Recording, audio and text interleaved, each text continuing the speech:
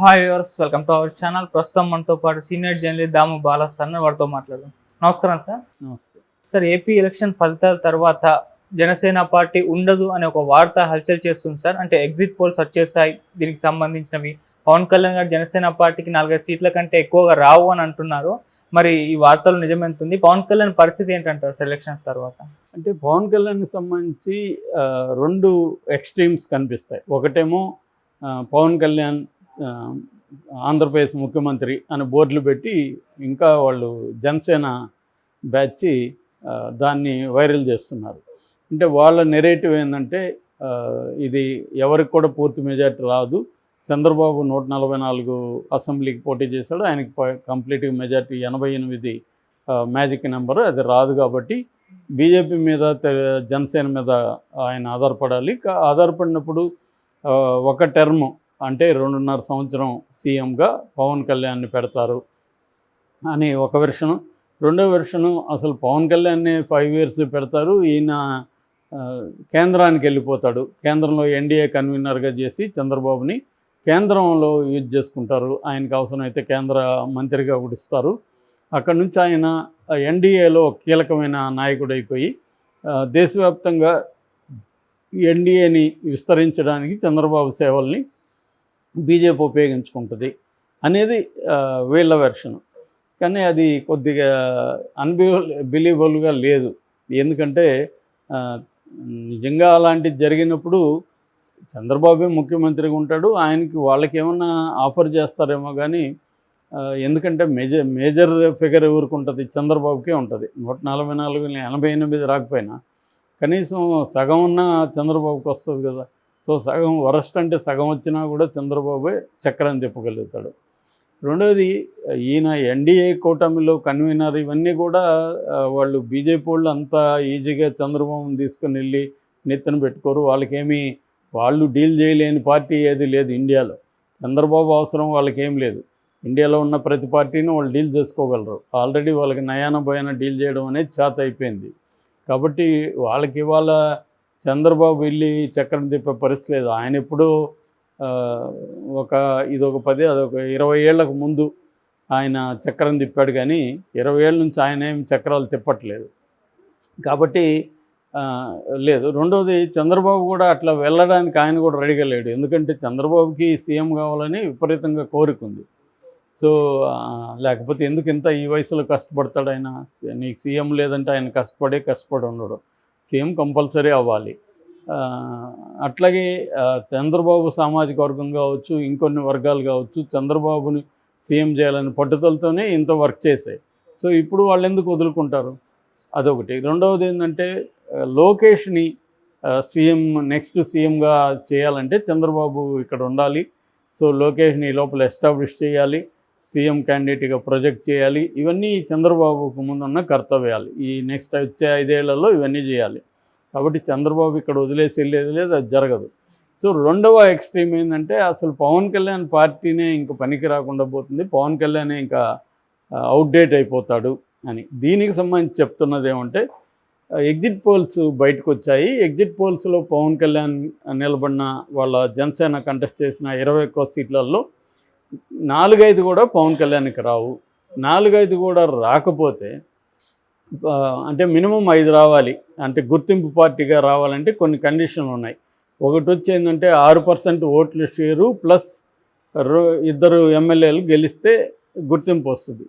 లేనప్పుడు కనీసం 3% of total క్యాండిడేట్లను గెలుచుకోవాలా. అంటే 175 కాబట్టి 3% అంటే కనీసం 5 మందిని గెలవాలి. 5 మంది కూడా వచ్చే పరిస్థితి లేదు అని ఎగ్జిట్ పోల్స్ చెప్తున్నాయి. కాబట్టి పవన్ కళ్యాణ్ 5 మంది కూడా లేకపోతే పవన్ కళ్యాణ్ ఎందుకు క్యారీ చేస్తాడు చంద్రబాబు రేపు పొద్దున? ఇంకా 5 ఏళ్ళ తర్వాత చూసుకుందామని పవన్ కళ్యాణ్ మెల్లగా పక్కన పెడతారు. అతనికి ఏదో ఒక మినిస్టర్ ఇస్తారు కావాలంటే, కానీ అదేదో వాళ్ళు అనుకున్నట్టుగా డిప్యూటీ సీఎంలు అవేమి చేయరు. రేపు పొద్దున పక్కన పెట్టే చంద్రబాబుకి ఇట్లాంటివి చాలా బాగొచ్చు. ఎవరిని ఎక్కడ పెట్టాలి, ఎవరిని ఎప్పుడు పైకి తీసుకురావాలి, ఇవన్నీ ఆయనకి బాగా తెలుసు. మెల్లమెల్లగా పవన్ కళ్యాణ్ని సైడ్ చేసేస్తారు అనేది ఒక వెర్షను. సో బీజేపీ కానీ కేంద్రంలో వాళ్ళకే ఇండిపెండెంట్గా గవర్నమెంట్ ఫామ్ చేసే పరిస్థితి వస్తే చంద్రబాబుని కానీ ఇక్కడ పవన్ కళ్యాణ్ కానీ బీజేపీ కేర్ చేయదు. ఎందుకంటే వీళ్ళ అవసరం బీజేపీకి లేదు, వీళ్ళ అవసరమే బీజేపీ అవసరమే వీళ్ళకు ఉంటుంది. కాబట్టి బీజేపీ వీళ్ళకి ఏమీ చేయకపోయినా కూడా వీళ్ళు బీజేపీకే సపోర్ట్ చేయాలని పరిస్థితి ఇటు చంద్రబాబుకి అటు పవన్ కళ్యాణ్కి ఉంటుంది. కాబట్టి ఇబ్బంది లేదు. ఎట్లాగూ జగన్కి ఎంపీ ఎన్ని వచ్చినా అది కూడా బీజేపీ కోటాలోనే ఉంటాయి, ఎక్కడికి పోవు. సో రాజ్యసభలో కూడా బీజేపీకి వైసీపీ మద్దతు ఇస్తుంది. ఎందుకంటే వాళ్ళకి 11 మంది ఉన్నారు. 2 ఏళ్ల పాటు తెలుగుదేశానికి రాజ్యసభలో మెంబర్షిప్ ఉండదు. సో ఈ రకంగా జగన్ చేయాల్సిందే. ఎందుకంటే సెంట్రల్లో వాళ్ళ పవర్ ఉంటుంది కాబట్టి జగన్ మీద కేసులు ఉంటాయి. కాబట్టి జగన్ చేయక తప్పదు. ఇది కాంటెక్స్ట్. ఈ కాంటెక్స్ట్లో పవన్ కళ్యాణ్ పరిస్థితి సీట్లు ఎక్కువ వస్తే ఒక రకమైన పరిస్థితి ఉంటుంది. అసలే రాకపోతే ఇండిపెండెంట్గా గవర్నమెంట్ ఫామ్ చేసే పరిస్థితిలో బీజేపీ వస్తే, అంటే ఇవన్నీ కావాలి, ఇవన్నీ కలిస్తేనే మనం కన్క్లూజన్కి రాగలం. సో కాబట్టి పవన్ కళ్యాణ్కి నాకు తెలిసి ఏంటంటే ఆయన పార్టీకి రికగ్నిషన్ వస్తుందో రాదనే చెప్పలేం. 5 మినిమం అయితే 5 కూడా రావా అంటే చెప్పలేము. 5 కూడా రాకుండా కూడా ఉండే సిచ్యువేషన్ ఉంటుంది. లేదు, ఎందుకంటే అందరూ చెప్తున్నది ఏమంటే తెలుగుదేశానికి జనసేన ఓట్లు ట్రాన్స్ఫర్ అయినాయి కానీ జనసేనకు తెలుగుదేశం ఓట్లు ట్రాన్స్ఫర్ కాలేదు. అందుకనే జనసేన నుంచి ఎక్కువగా గెలిచే పరిస్థితి లేదు అనేది ఒకటి చెప్తున్నారు. ఇంకా మించితే అసలు పిఠాపురంలో పవన్ కళ్యాణ్ గెలుస్తాడా లేదన్న చర్చ కూడా బలంగా నడుస్తుంది. పిఠాపురంలో పవన్ కళ్యాణ్ ఓడిపోతాడని కూడా కొన్ని ఎగ్జిట్ పోల్స్ చెప్తున్నాయి. అంటే కనీసం 5-6 వేల మెజార్టీతో వంగగీతనే గెలుస్తుంది అక్కడ అనేది కూడా చాలా ఎగ్జిట్ పోల్స్ చెప్తున్నాయి. ఈ క్రమంలో అక్కడ కూడా ఓడిపోతే మాత్రం పవన్ కళ్యాణ్ని సేవ్ చేయడం కష్టమవుతుంది. కనీసం పవన్ కళ్యాణ్కి ఒక రెస్పెక్టబుల్ ఓట్లు సీట్లు వచ్చి ఆయన కూడా గెలిచి, అంటే 6-7 సీట్లు తెచ్చుకొని అసెంబ్లీలో అడుగుపెట్టగలిగితే కొంతవరకు బెటర్గా ఉంటుంది. ఇటు నేషనల్ లెవెల్లో బీజేపీకి సొంత మెజారిటీ రాకపోతే అప్పుడు పవన్ కళ్యాణ్కి ఇంపార్టెన్స్ ఇస్తారు, చంద్రబాబుకి ఇస్తారు, ఇటువైపు జగన్కి కూడా ఇంపార్టెన్స్ ఇస్తారు. వాళ్ళకి ఏంటంటే వీళ్ళల్లో పవన్ కళ్యాణ్ అంటే ఇష్టము, జగన్ అంటే ఇష్టము అట్లేం లేదు బీజేపీకి. ఎవరు మనకు అవసరమైతే వాళ్ళతో మంచిగా ఉందాం అనేది పాలసీనే బీజేపీ ఉంటుంది. లేదా తొక్కేయాలనుకున్నా వాళ్ళు తొక్కేస్తారు. ఇందులో రేపొద్దున జగన్ని వాళ్ళు తొక్కరని గ్యారంటీ లేదు, జగన్ని జైలుకి పంపించారని గ్యారంటీ లేదు, లేదు రివర్స్లో చంద్రబాబుని జైలుకి పంపించారని కూడా గ్యారంటీ లేదు. ఆల్రెడీ ఎన్నికలు అయిపోగానే ఇక్కడ ఆయన ఎన్విఎస్ఎస్ ప్రభాకర్ బీజేపీ ఆయన చంద్రబాబు వాళ్ళ మామకి వెన్నుపోటు పొడిచాడని నిన్న మాట్లాడాడు. కాబట్టి బీజేపీ వాళ్ళలోకి చంద్రబాబు పైన లేకపోతే జగన్ పైన ప్రత్యేక ఇదేమి లేదు, ప్రేమ కానీ ఏమీ లేదు. కాబట్టి ఈ కాంటెక్స్ట్లో పవన్ కళ్యాణ్కి సీట్లను బట్టి ఇక్కడ వచ్చే సీట్లు, చంద్రబాబుకి వచ్చే సీట్లు, బీజేపీకి అక్కడ వచ్చే సీట్లు, వీటన్నిటి మీద డిపెండ్ అయి ఉంటుంది. అంటే మళ్ళీ జగన్ గెలిస్తే ఒక లెక్క, జగన్ గెలిస్తే ఖచ్చితంగా పవన్ కళ్యాణ్ని తొక్కేసేదానికే ట్రై చేస్తాడు. ఆల్రెడీ వీళ్ళకి గవర్నమెంట్ కూడా ఉండదు కాబట్టి పవన్ కళ్యాణ్కి ఇబ్బంది ఉంటుంది.